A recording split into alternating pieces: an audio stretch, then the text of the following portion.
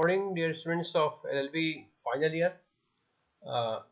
Criminal procedure code यानी CRPC के अंतर्गत मैंने अरेस्ट पे लेक्चर चल रहा था मेरा, और मैंने लास्ट लेक्चर में सेक्शन 47 तक कवर किया था। और 47 के जो प्रोविजंस थे वो उस स्थान की तलाशी लेना जिसमें कि ऐसा कोई व्यक्ति प्रवेश कर गया है जिसको गिरफ्तार किया जाना है। इस संबंध में हमने देखा था कि पुलिस के पास क्या क्या ऑप्शंस है, क्या क्या पुलिस कर सकती है ऐसे किसी व्यक्ति को अरेस्ट करने के लिए जो कि किसी स्थान में छुप गया हो जाकर। उसके बाद नेक्स्ट सेक्शन 48 के प्रोविजन है जो ये बताती है कि power to pursue of offenders into other jurisdictions. तो पहले तो आपने देखा कि अरेस्ट कैसे करते हैं और अरेस्ट किसके द्वारा किया जा सकता है और कैसे किया जा सकता है। उसके बाद जब ये इस प्रोविजन के बाद अरेस्ट के अलग अलग कंडीशंस दिए हुए हैं कि जिसको अरेस्ट करना है उसको, वो अगर छुप गया हो तो क्या करेंगे, वो अगर जुरिसडिक्शन से बाहर भाग गया हो तो क्या करेंगे, एक बार अरेस्ट हो गया उसके बाद फिर भाग गया तो क्या करेंगे। तो ये अलग अलग सेक्शंस में अलग अलग कंडीशंस दिए गए हैं जो बेसिकली प्रिजम्पशंस पर बेस्ड है। लेकिन आज की तारीख में इसी कारण से सीआरपीसी सक्सेसफुल है क्योंकि जो भी एक्सपेक्टेड रीजंस हो सकते हैं वो सारे सीआरपीसी में दिए गए हैं। तो 48 की चर्चा हम कर लेते हैं कि 48 क्या कहता है कि अन्य अधिकारिताओं में अपराधियों का पीछा करना। अधिकारिता मतलब समझ लेते हैं पहले जुरिसडिक्शन। जुरिसडिक्शन देखिए दो तरह के हैं, एक तो पुलिस का जुरिसडिक्शन है और दूसरा जुडिशियल मजिस्ट्रेट का जुरिसडिक्शन है, या मजिस्ट्रेट का एग्जीक्यूटिव या जुडिशियल। तो पुलिस का जुरिसडिक्शन कहां तक होता है, एक थाना अधिकारी का जुरिसडिक्शन अपने थाने के अंदर होता है, ठीक है। तो अगर कोई अपराधी उसके थाने से बाहर भाग गया है तो वो दूसरे थाना अधिकारी के जुरिसडिक्शन में भी जाकर उसको अरेस्ट कर सकता है।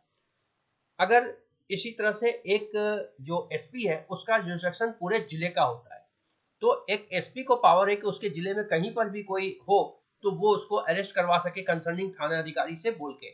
और जीरो एफआईआर का कंसेप्ट इसीलिए लॉन्च किया गया है या इवॉल्व किया गया, लॉन्च तो नहीं कर सकते, इवॉल्व किया गया है, जिसके अंतर्गत कोई व्यक्ति किसी थाने में अपराध किया लेकिन वो पकड़ा जाता है कहीं और, तो उस कंडीशन में जीरो एफआईआर लॉन्च करके उसको पुराने वाले में सुपुर्द कर दिया जाता है।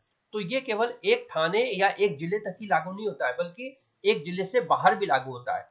और इसी तरह से पहले भी जुरिसडिक्शन आप देख चुके हैं कि एक जिले के अंदर मजिस्ट्रेट का जुरिसडिक्शन होता है, एक ही जिले में अलग अलग मजिस्ट्रेट के अलग अलग जुरिसडिक्शन होते हैं, और उस जुरिसडिक्शन से भी बाहर चला जाता है तो दूसरे जिले के जुरिसडिक्शन में अगर वो चला गया तो वहां भी पुलिस को ये पावर है कि उसका वो पीछा कर सकती है और उसको वो पकड़ सकती है। तो कौन कौन से ऐसे प्रोविजंस है जिसमें कि पुलिस ऐसा कर सकती है।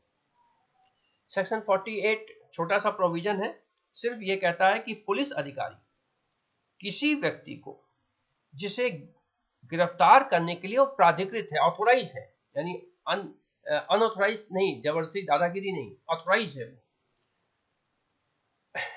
वारंट के बिना गिरफ्तार करने के प्रयोजन से भारत के किसी भी स्थान में उस व्यक्ति का पीछा कर सकता है, ठीक है। यानी पुलिस को ये लगता है कि फला व्यक्ति को गिरफ्तार किया जाना है, गिरफ्तार कब किया जाएगा, कारण वही है जो शुरू में आपने पढ़ा था 41 में कि उसके खिलाफ परिवाद हो, उसके खिलाफ युक्त संदेह हो, या उसके खिलाफ पुलिस को विश्वसनीय इत्तिला हो, इन तीनों की वो कोई संज्ञेय अपराध कर चुका है, किया है, या उसके ऊपर करने की संभावना है। तो पुलिस ऐसे कंडीशन में पुलिस को बिना मजिस्ट्रेट के आदेश के और बिना वारंट के अरेस्ट करने का अधिकार प्राप्त हो जाता है और पुलिस ऑथोराइज हो जाती है एज पर लॉ। तो इस तरह से अगर पुलिस ऑथोराइज है तो वहां पर पुलिस जो है वो किसी भी व्यक्ति को अरेस्ट करने के लिए अपने जुरिसडिक्शन से बाहर भी जा सकती है, ठीक है। यहाँ पे एक दूसरा पैराग्राफ है कि in case the arrest is to be made under a warrant as per section 77 of the code, warrant may be executed at any place of India. और जहां वारंट के साथ गिरफ्तार किया जाना है वो कंडीशंस आप पढ़ चुके हैं कि कब पुलिस बिना वारंट के गिरफ्तार करी और कब वारंट के साथ करेगी। तो जब वारंट के साथ गिरफ्तार करने का प्रोविजन है तो वहां पर किसी भी मजिस्ट्रेट के द्वारा उसके वारंट जारी किया जा सकता है, ठीक है ना, एनी प्लेस ऑफ इंडिया।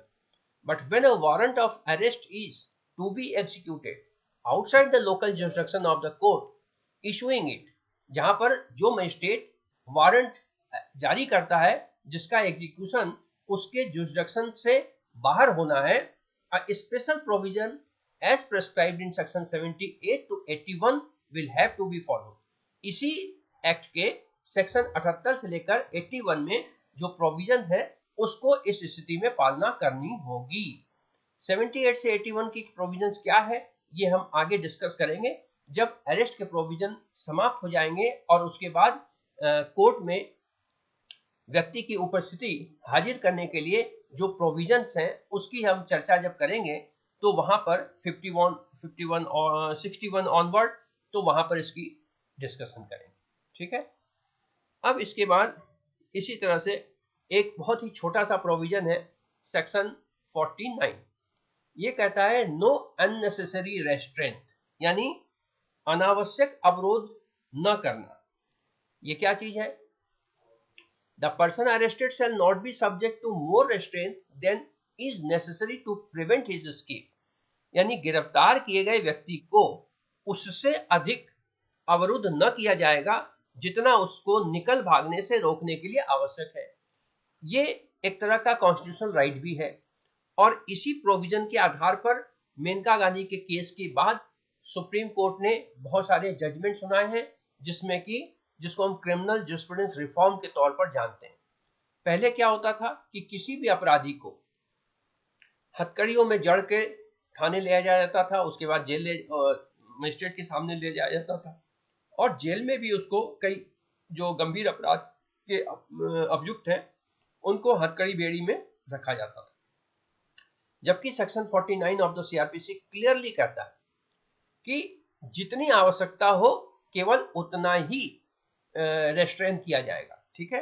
यानी अगर किसी व्यक्ति को अरेस्ट करने गया कोई पुलिस अधिकारी और वो व्यक्ति स्वयं को अपने आप पुलिस के हवाले कर देता है कि हाँ साहब चलो थाने, तो वहां पर ये कोई जरूरी नहीं है कि उस व्यक्ति को हथकड़ी लगाया जाए।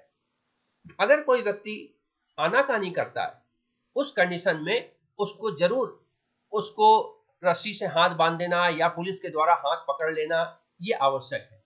लेकिन ऐसा नहीं है कि व्यक्ति तो है 45 किलो का और 5 पुलिस वाले उसके साथ है और जबरदस्ती आपने उसके ऊपर हथकड़ी बेड़ी में उसको जड़ दिया, ये अनरीजनेबल है। तो इसलिए सेक्शन 49 क्लियरली प्रोवाइड करता है कि जितनी आवश्यकता है उतना ही उसको अवरुद्ध किया जाएगा, अनावश्यक रूप से अवरुद्ध नहीं किया जाएगा, ठीक है। इसके बाद एक प्रोविजन सेक्शन 50 का है, ये स्लाइड्स में दिख रहा है आपको।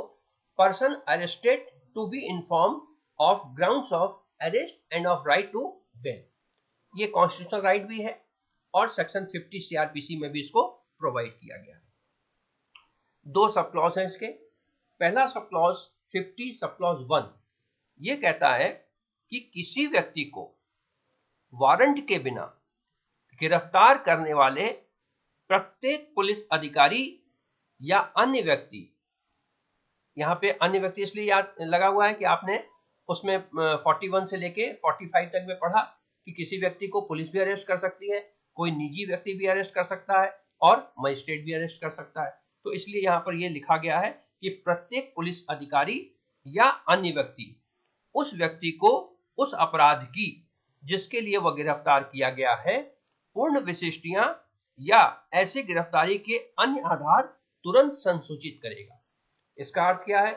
इसका मतलब यह है कि जब पुलिस या कोई अन्य व्यक्ति किसी व्यक्ति को अरेस्ट करने जाता है तो उसे बताता है, या ये कह लीजिए कि जिम्मेदारी है बताने की कि उसे किस कानून के अंतर्गत, किस धाराओं के अंतर्गत उसको गिरफ्तार किया जा रहा है। ये उस व्यक्ति का संवैधानिक अधिकार भी है कि वह व्यक्ति ये जाने कि उसको किन आधारों पर अवरुद्ध किया गया है, क्योंकि अगर बिना कोई आधार के अवरुद्ध किया जाता है तो एक तो ये आर्टिकल 21 का उल्लंघन है और दूसरे इलीगल डिटेंशन के लिए वो हैबियस कॉर्पस का रिट भी फाइल कर सकता है। ठीक है। दूसरा सब क्लॉज 50 सब क्लॉज 2 ये कहता है कि जहां कोई पुलिस अधिकारी अजमानती अपराध के, ध्यान रखिए, अजमानती अपराध के अभियुक्त व्यक्ति से भिन्न किसी व्यक्ति को वारंट के बिना गिरफ्तार करता है, क्योंकि शुरू में ही कहा गया है कि अजमानती अपराध में तो बिना वारंट के गिरफ्तार कर सकता है, लेकिन अगर जमानती अपराध है तो उसमें पुलिस से आदेश, मजिस्ट्रेट से आदेश क्या हो सकता है। लेकिन यहाँ पर क्या स्थिति है कि वो जमानती अपराध के किसी व्यक्ति को अरेस्ट करने जा रहा है और वो भी बिना वारंट के, तो बिना वारंट के गिरफ्तार करता है। वहां वह गिरफ्तार किए गए व्यक्ति को इत्तला देगा कि वह जमानत पर छोड़े जाने का हकदार है और वह अपनी ओर से प्रतिभूओं का इंतजाम करे, क्योंकि पुलिस को यह पावर है कि अगर पुलिस के सामने कोई व्यक्ति अपराध करता है, भले ही वो जमानती अपराधी क्यों न हो, तो पुलिस उसको तुरंत अरेस्ट कर सकती है। या नाम पता बताने पर इनकार करता है या गलत बताता है, तो उस कंडीशन में भी पुलिस बिना वारंट के, पुलिस बिना मजिस्ट्रेट के आदेश के गिरफ्तार कर सकती है। लेकिन ऐसी स्थिति में अगर गिरफ्तार किया गया तो पुलिस के ऊपर यह लायबिलिटी इंपोज की गई है कि वह उस व्यक्ति को बताएगा कि उसे जमानत का अधिकार है और वो जमानत देने के लिए अपनी सिक्योरिटी का इंतजाम कर ले, क्योंकि जमानत के प्रावधान जो लोग कोर्ट जा रहे हैं उन्हें जो पता है, लेकिन जो नहीं जा रहे हैं उन्हें यह बताना जरूरी है कि जब हम जमानत के लिए बेल एप्लीकेशंस लगाते हैं तो मजिस्ट्रेट बेल देता है, लेकिन बेल देने के लिए उसे सिक्योरिटी देनी पड़ती है। सिक्योरिटी करेंसी के रूप में हो यह आवश्यक नहीं है। सिक्योरिटी में सिर्फ इतना होता है कि दो जिम्मेदार व्यक्ति उसके सामने अपनी, जैसे मान लीजिए कि कोर्ट ने किसी को 20,000 के मुचलके पर जमानत दी, तो 20,000 का बॉन्ड भरना होगा। उस बॉन्ड में दो व्यक्ति के द्वारा 10-10 हजार रुपए के बॉन्ड भरे जाएंगे। उस बॉन्ड में उस व्यक्ति के द्वारा 10,000 की हैसियत है या नहीं है, इसके एविडेंस के तौर पर गाड़ी के कागजात, जमीन के कागजात वगैरह वगैरह लगाए जाते हैं। ज्यादातर चल संपत्ति के कागजात लगाए जाते हैं।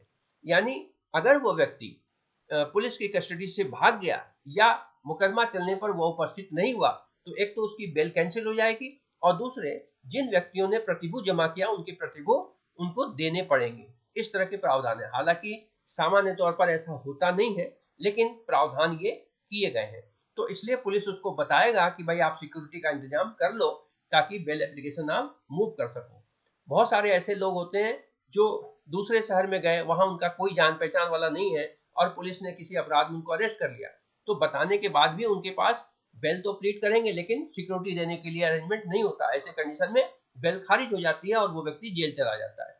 तो वहां पर फिर पुलिस क्या करती है, उसके किसी मिलने वाले, किसी नजदीकी, किसी रिश्तेदार को इन्फॉर्म करती है, तो फिर वो आते हैं और बेल वगैरह का अरेंजमेंट करते हैं। नहीं तो कई बार क्या होता है कि बेल खारिज भी इसलिए हो जाता है कि वो प्रतिभू देने की स्थिति में नहीं है और इस कारण से उसको जेल जाना पड़ता है।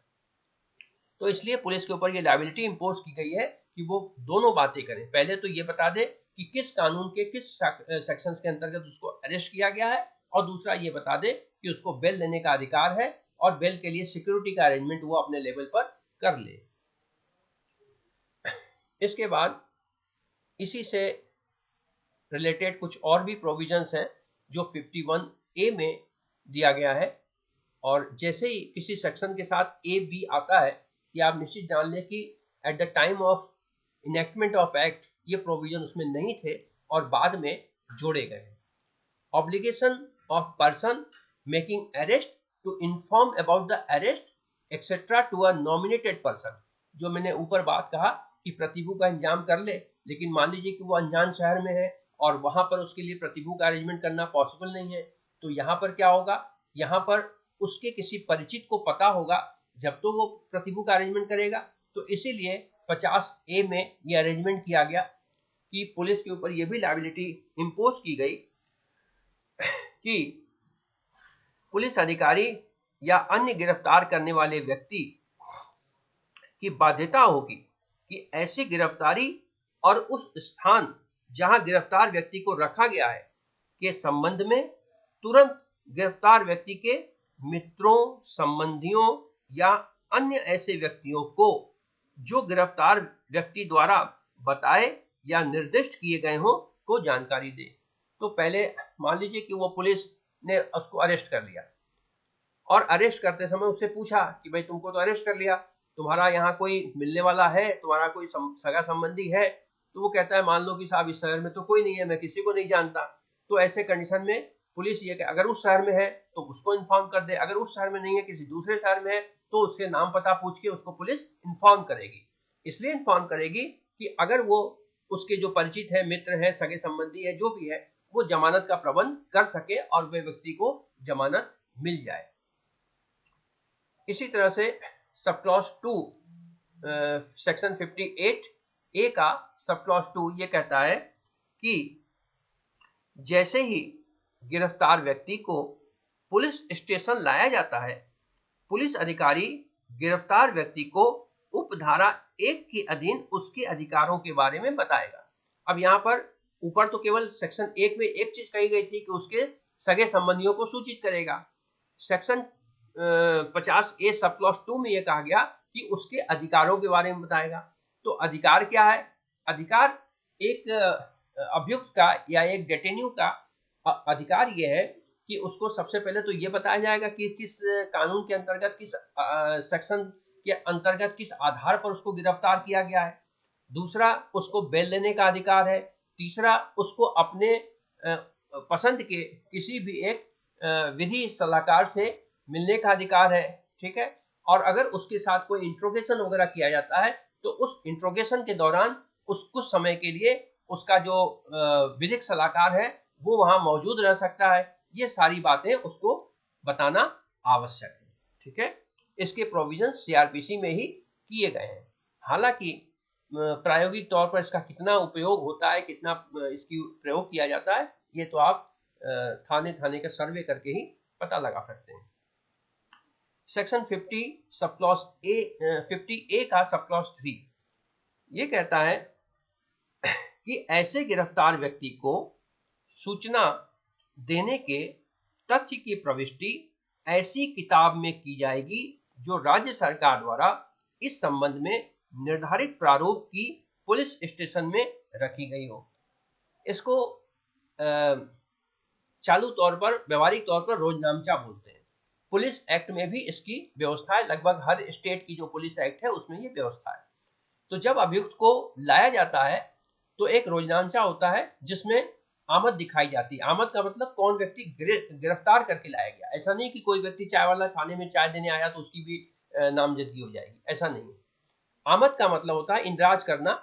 जब कोई पुलिस अधिकारी किसी व्यक्ति को गिरफ्तार करके लाता है तो उस रोजनामचे में उसकी एंट्री की जाती है और साथ में उसके साथ जामा तलाशी की जाती है और उसके जो भी उसके पास से चीजें बरामद होगी उसकी एक लिस्ट बनाई जाती है और उस लिस्ट बनाने के बाद उसकी एक कॉपी उसके सगे संबंधियों को भी दे दी जाती है। उसमें से अगर कोई चीज अवैध है तो वो पुलिस के द्वारा जब्त कर ली जाएगी और उसे एविडेंस के तौर पर कोर्ट में पेश किया जाएगा। जो चीजें अवैध नहीं है उस पर उस व्यक्ति का यह अधिकार बनता है कि वो जमानत के बाद वापस थाने से वो कलेक्ट कर ले या उसका कोई सगा संबंधी उसको कलेक्ट कर ले। ठीक है।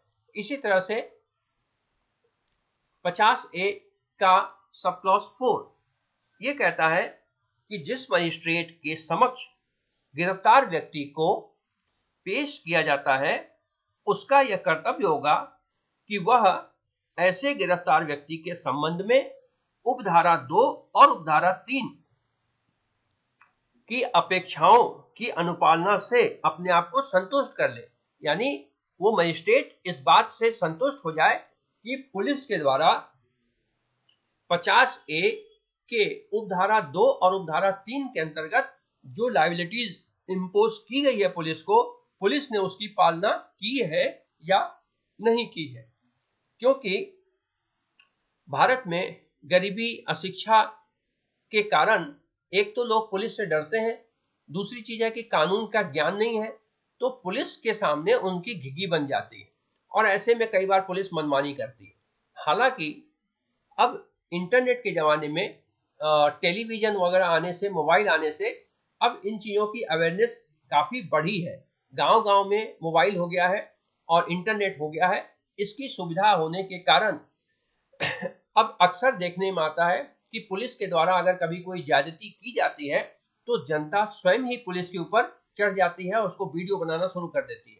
लेकिन ये व्यवस्था अब की है 2020 की। सीआरपीसी बनी थी 1973 में, 1973 में, यानी लगभग 50 साल पहले। तो 50 साल पहले भारत में सबके घर टेलीफोन भी नहीं हुआ करते थे, इस कारण से गरीबी, अशिक्षा वगैरह बहुत ज्यादा थी और तब पुलिस की मनमानियां बहुत ज्यादा थी। तो इस कारण से सीआरपीसी में ये सारे अरेंजमेंट किए गए हैं ताकि अगर पुलिस के द्वारा कोई इस तरह की मनमानी की भी जाती है तो आपको न्यायालय से न्याय मिल सके। तो अभी अरेस्ट के प्रोविजन कुछ और भी हैं जिसकी चर्चा हम करेंगे नेक्स्ट लेक्चर में, खासतौर से section 51 onward, search of arrested person, यानी जब कोई व्यक्ति अरेस्ट करके लाया जाता है तो उसकी तलाशी किस प्रकार से होगी और उसके आगे के क्या प्रावधान है। आज के लिए इतना ही। Okay, all the best, thank you.